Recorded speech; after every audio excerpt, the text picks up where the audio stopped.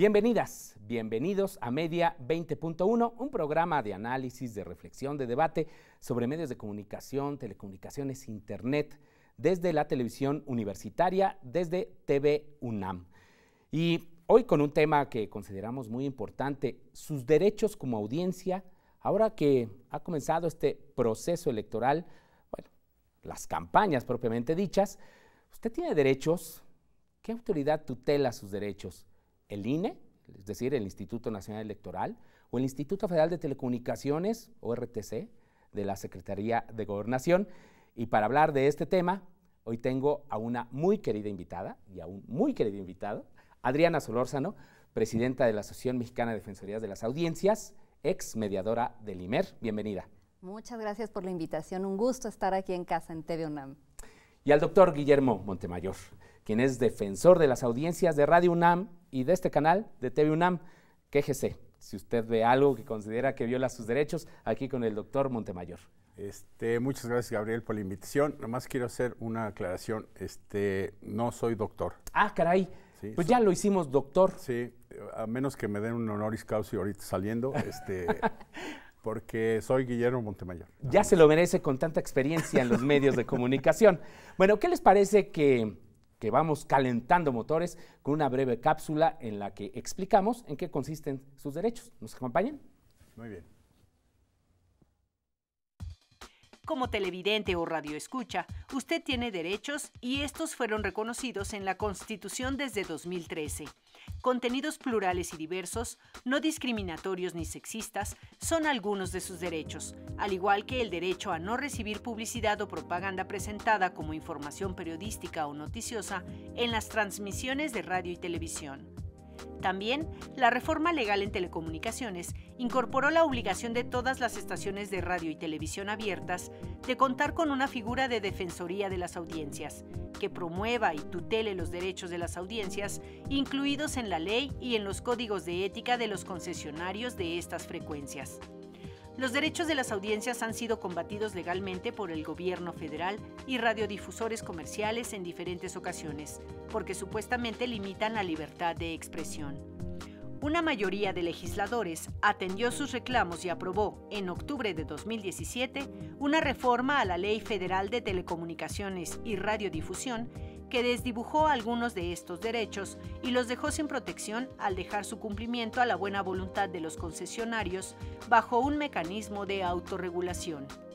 Ante esta contrarreforma, 47 senadores presentaron una acción de inconstitucionalidad porque dicho cambio legal elimina facultades que la Constitución otorgó al Instituto Federal de Telecomunicaciones, el IFT, en la tutela de los derechos de las audiencias. Asimismo, organizaciones como la Asociación Mexicana de Defensoría de las Audiencias, AMDA, se ampararon porque los derechos de las audiencias podrían quedar en letra muerta. Mientras los recursos legales se resuelven en la Suprema Corte, las defensorías de las audiencias existentes atienden y dan seguimiento a las quejas, observaciones, sugerencias, peticiones o señalamientos de radioescuchas y televidentes, con base en lo que se dejó en la ley y el código de ética de cada estación de radio y televisión. Sin embargo, si no son atendidas sus recomendaciones, no hay por ahora autoridad que actúe en caso de que se haya vulnerado gravemente un derecho de la audiencia ni su vía de reparación. Pese a ser una de las principales demandas en materia de medios, la creación de defensorías tiene una historia reciente en México. La primera figura de defensoría del televidente la tuvo Canal 22 desde el 2007. Otros medios también las crearon posteriormente, pero fue hasta la reforma constitucional de 2013 cuando se incrementó de manera importante el número de defensorías de las audiencias. TV UNAM y Radio UNAM cuentan con Defensoría de las Audiencias desde junio de 2017. El maestro Guillermo Montemayor fue nombrado titular de esta figura. Los derechos de las audiencias siempre son vinculados con contenidos en general, pero también tienen una relación con los procesos electorales como el que se vive en México. Derechos como pluralidad de contenidos, información veraz, la prohibición de transmitir propaganda y publicidad como noticia, entre otros, tienen una relación estrecha con la información electoral, pero hay dudas sobre la manera en cómo protegerlos. De esto y más platicaremos en Media 20.1. Allí están algunos antecedentes importantes, derechos de las audiencias. Casi siempre los vinculamos con la programación en general, pero no necesariamente con procesos electorales, ¿no? Como que pareciera que es un tema ajeno y no es cierto. Pluralidad informativa, libertad de expresión, derecho a la información, derecho de réplica, todo se vincula con las elecciones. ¿Cómo ves, Adriana Solórzano, cómo proteger y tutelar estos derechos? Y pues bueno, de entrada, ¿cuáles tú podrías identificar como los más importantes ahora que estamos ya entrando de lleno a las campañas? Bueno, a mí me parece que un proceso electoral es precisamente el ejemplo más claro de la importancia de los derechos de las audiencias. Los derechos de las audiencias significan, en el fondo, derecho a información precisamente equilibrada. ¿Información para qué? Para tomar decisiones adecuadas, información útil que puede incidir en nuestra vida. ¿Qué cosa es más importante que elegir a quienes nos van a representar durante tantos años y van a tomar tantas decisiones que van a impactar de manera verdaderamente importante nuestro día a día? Por supuesto, necesitamos información suficiente, sólida, elaborada con diligencia profesional y con altos estándares éticos. Y, por supuesto, necesitamos recibir de los candidatos información suficiente sobre sus plataformas, sobre la manera en la que incidirían en las políticas públicas, sobre las ideas que los permean, porque al final, ¿cómo vamos a votar? Y perdón si parece que voy en contra de un partido u otro, pero hay que ejemplificar. ¿Cómo vamos a votar por el que usa la canción más pegajosa o no? Lo que necesitamos es información.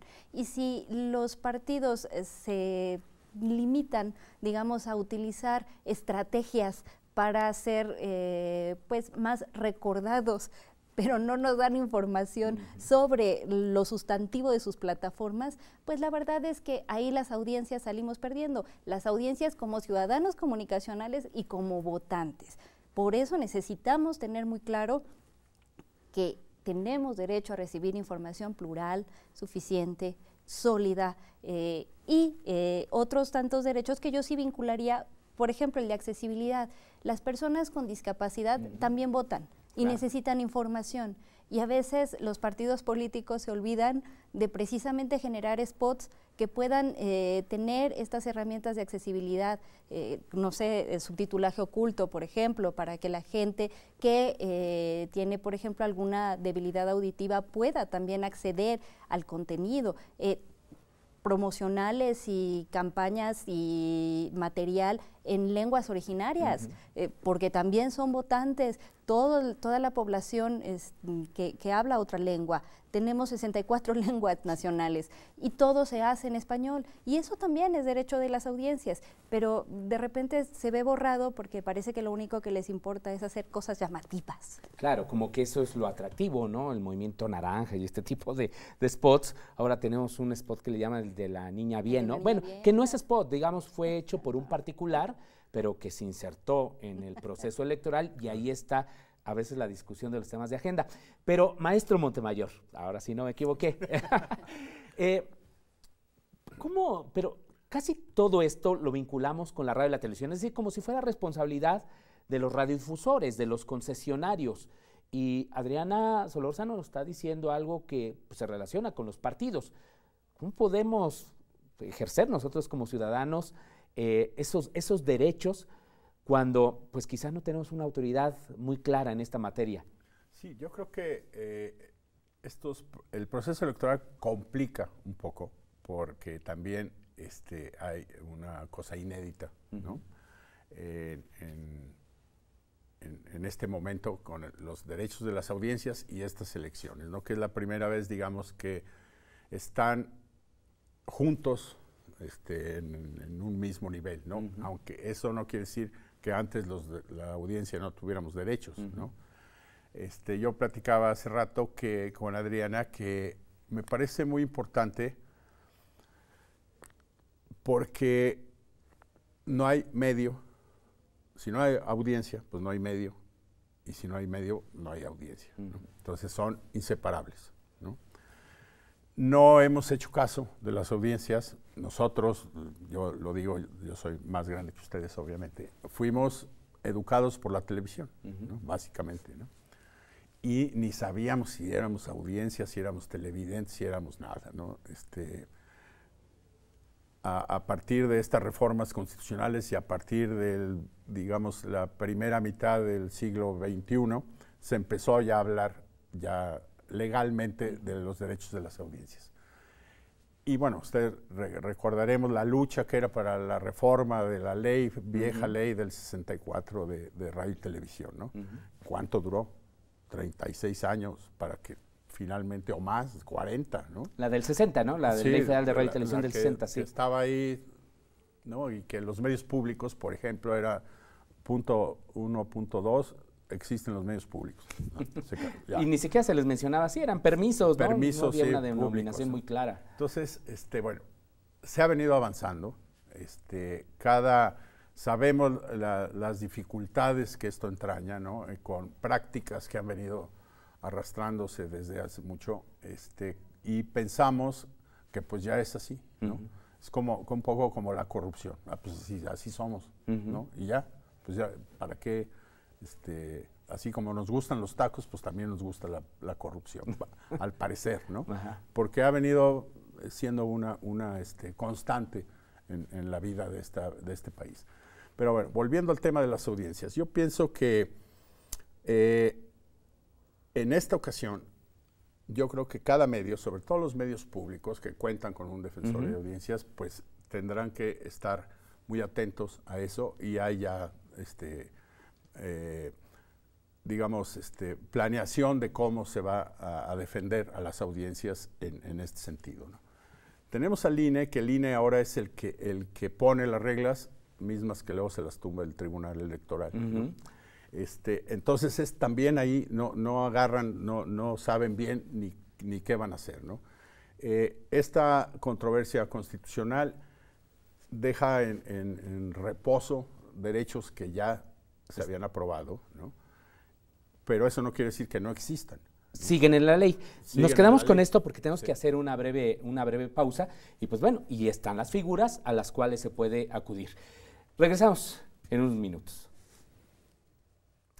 Estamos de regreso en Media 20.1 platicando sobre los derechos de las audiencias en este proceso electoral y en estas intensas campañas políticas que estamos viviendo. Guillermo Montemayor, maestro, hace un momento nos dijiste, pues sí, quedan como que a la deriva los derechos de las audiencias porque no tenemos una autoridad que los pueda tutelar, a diferencia de cualquier otro derecho vulnerado, aquí no lo tenemos. Pero dices, bueno, están los derechos en la ley y están también las defensorías de las audiencias. ¿No es cierto? Sí, creo que cuando existe la figura del defensor de la audiencia en cualquier estación de radio o televisión, estos están de alguna manera tutelados, por lo menos los de esa estación o de como autorregulación, finalmente. Sí, pero en el caso, por ejemplo, que hablo de radio y TV, bueno, son vinculantes. O sea, ¿sí? No es que a ver si quieren. O sea, si hace una recomendación, debe ser acatada. Sí, obviamente la recomendación tiene que ser eso, una recomendación fundada, razonada, basada en hechos, que no pongan en duda la resolución, ¿no? Y finalmente, ahorita la cuestión es que entramos en este proceso electoral, tenemos un ingrediente que antes no existía, que eran las redes sociales por todos lados, ¿no? Y que eso provoca una cantidad de información y de noticias falsas y de troles y todo lo que sabemos que sin duda se va a empezar a usar, ¿no? Entonces, ¿cómo defiendes a los radioescuchas o a los televidentes con las redes sociales, ¿no? O sea, es casi imposible, ¿no? Y yo no sé si sea nuestra materia, ¿no? Porque tendríamos que tener una estructura totalmente distinta para estar analizando eso. Entonces, el INE controla los promos, se supone, ¿no? Entonces, ahí hay un control que incluso hay spots que han sido rechazados, una serie de cosas, ¿no? Pero luego venimos a los programas de opinión, a los debates, etcétera. Por eso es tan importante estos debates que sean plurales, que tengan una serie de características y que como televidentes, como radioescuchas, pues ejerzamos por lo menos nuestro derecho a protestar por ciertas cosas. Cada vez creo que la gente se da más cuenta de cuándo está manipulado algo o de cuándo tiene una tendencia hacia algún lugar, ¿no? Porque ahora los chavos están en otra cuestión, ¿no? Entre que están desilusionados de la clase política, entre que no creen ya en muchas cosas, en que nosotros, que nos han dicho vamos a ser el país de la abundancia y caemos en el abismo, ¿no? Cada sexenio. Entonces, pues bueno, hay un desencanto. Claro. Ese desencanto, por un lado. Y por el otro, hay una situación apremiante de que sal a votar, porque después te estás quejando y no saliste a votar, ¿no? Y es un derecho que tenemos que ejercer, es una obligación que tenemos que ejercer en cuanto a individuos y en cuanto a sociedad. Y mientras más votemos, pues más se va a reflejar una decisión, ¿no? Y luego, como ciudadanos, al igual que las audiencias, cómo intervenimos en que eso esté bien. Pues ¿no? Esa es parte, ¿no?, del debate, Adriana Solórzano. Finalmente la cuestión. Es complicado cuando hablamos de procesos electorales porque, no sé, pienso por ejemplo en los spots, ¿no? Vulneran también derechos los spots. Ahí uno podría pensar que el INE tendría que actuar. ¿Ahí es una manera indirecta, digamos, de defender derechos de las audiencias? Me parece que hay que dejar varias cosas en claro. En efecto, cuando hablamos de spots políticos, ese tipo de derechos aún no está del todo regulado, porque lo que está reconocido y regulado es lo que hacen los radiodifusores, es decir, estaciones de televisión o de radio. No obstante, saqué a colación lo de los partidos porque los derechos de las audiencias pueden estar reconocidos o no por la ley, pero los tenemos. Es decir, los derechos de las audiencias son en realidad inherentes y debemos pelear por ellos, independientemente del reconocimiento. Qué bueno que estén reconocidos en el caso de radio y televisión, pero no por eso no vamos a tener derechos como audiencias en contenidos de Internet, por ejemplo. Que no estén todavía regulados normativamente, no quiere decir que no tengamos, digamos, el derecho real de exigirlos, de pelearlos y de pedir que haya una diligencia profesional en el manejo informativo. Ahora, con respecto de los spots, en el proceso electoral pasado yo era mediadora en el Instituto Mexicano de la Radio y, por ejemplo, había una serie de quejas constantes contra un partido político que en sus spots utilizaba palabras altisonantes. La gente estaba muy enojada por eso. El instituto no podía hacer nada porque en realidad llegan los spots, los tiene que programar así como llegan y el medio no puede intervenir en el contenido del spot. Pero, por ejemplo, yo como mediadora tuve contacto con Pamela San Martín en ese momento, se expuso el problema, ella misma reconoció que había habido quejas en muchas partes, no solamente de las audiencias del IMER, y bueno, buena parte de lo que se recogió de experiencia en ese momento o de lo que se vio en ese momento se recogen lineamientos que ahora el INE tiene establecidos para el desarrollo de los spots, cosas como el que no sean spots sexistas, que se respete a la niñez, hay una serie de lineamientos para cuando van a aparecer niños, por ejemplo, niños o niñas en los spots. Entonces, se va avanzando, claro, con la cultura del reclamo, porque finalmente los spots es también la manera como nosotros buscamos y recibimos información que nos resulta útil. Ahora, si los partidos no están cumpliendo a cabalidad con su obligación de hacernos llegar información a la ciudadanía que vamos a votar, insisto, a ciudadanos con alguna discapacidad, a pueblos indígenas. Bueno, los radiodifusores, es decir, estaciones de televisión y de radio, tienen, por estar utilizando un bien nacional y por ser un servicio público, de alguna manera asumir con mayor razón esa necesidad de información y entonces no banalizar la política y realmente dar información, insisto, muy sólida, no sesgada, equilibrada, y los medios públicos con mayor razón porque funcionan con nuestros recursos y están incluso con mayor responsabilidad que los privados, aunque no debemos olvidar que todos son servicios públicos y todos tienen obligaciones sociales y todos tienen compromisos con las audiencias legales y morales. Claro, sí, bueno, ese es uno de los caminos, ¿no?, para garantizar estos derechos, que corresponde sobre todo a los mismos concesionarios a través de los noticiarios, que deben ser plurales, equitativos. Eso abordamos en el programa anterior, de la necesidad, de la importancia que tiene la equidad en la cobertura de las campañas electorales, porque pues, finalmente esto tiene que ver con la propia construcción de la democracia. Ahí podrían intervenir, evidentemente, los defensores, pero como bien dices, maestro Montemayor, siempre y cuando hay una convicción para hacer cumplir ese aspecto. Pero queda esa parte que nos dices, Adriana Solórzano, de los spots y demás. A mí se me ocurrió en un evento que una vez hubo en el INE, proponer un ombudsman, ¿no? También para las campañas electorales. Yo creo que no me lo tomaron muy en serio, pero hace falta, ¿no?, para garantizar plenamente estos derechos, maestro. Yo creo que hacen falta un sustento legal mucho más amplio, ¿no? Mucho más definido y muy claro, pues, y que no sea un galimatías hacer cumplir con eso, ¿no? Pero yo creo que, hablando de mi responsabilidad como defensor, pues estaremos muy atentos a que por lo menos en ciertos medios públicos sobre todo, esos derechos sean respetados y cómo también tenemos la otra parte, que es esta parte de la alfabetización mediática, ¿no? Cómo ayudar a la gente a discriminar cosas, ¿no? Claro. Ahora salió una figura, no sé si la vieron, que se llama el verificador. Ajá, sí. Entonces, verificado 2018, sí, ¿no? Hashtag. Y decíamos, ¿quién va a verificar al verificador? ¿No?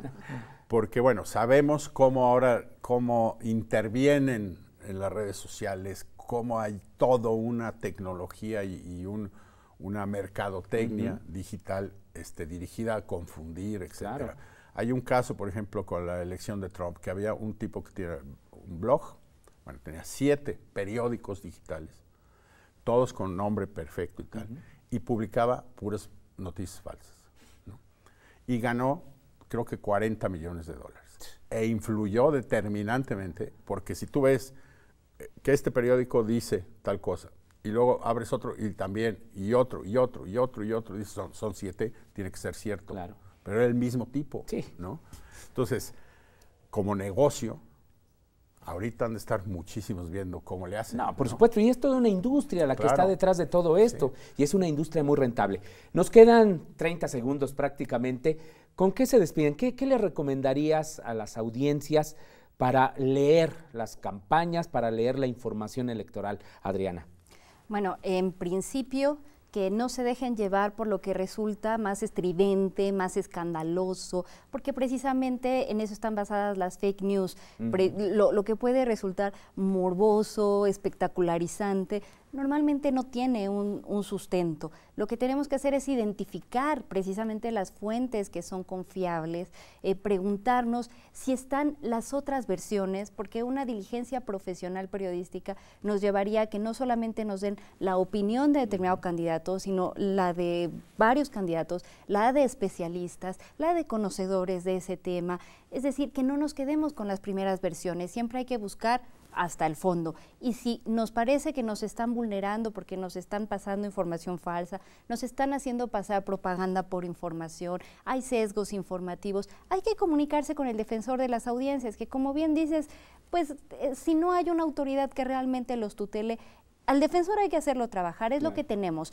No es lo ideal porque un privado no debería ser el garante, pero es lo que tenemos. Y entonces hay que llamarle, hay que utilizarlo, hay que utilizar la herramienta, hay que fomentar la cultura del reclamo, que mientras tanto desde la AMDA nos estamos amparando y los senadores tienen una acción de inconstitucionalidad para recobrar esa garantía del Estado con respecto de nuestros derechos. Nos vamos, maestro Montemayor, nada más las vías de comunicación para que se quejen contigo. Bueno, es escribir al defensor, está en la página tanto de TV UNAM como de Radio UNAM, como en la de la coordinación de cultura de la universidad, en el correo que es defensor de audiencia,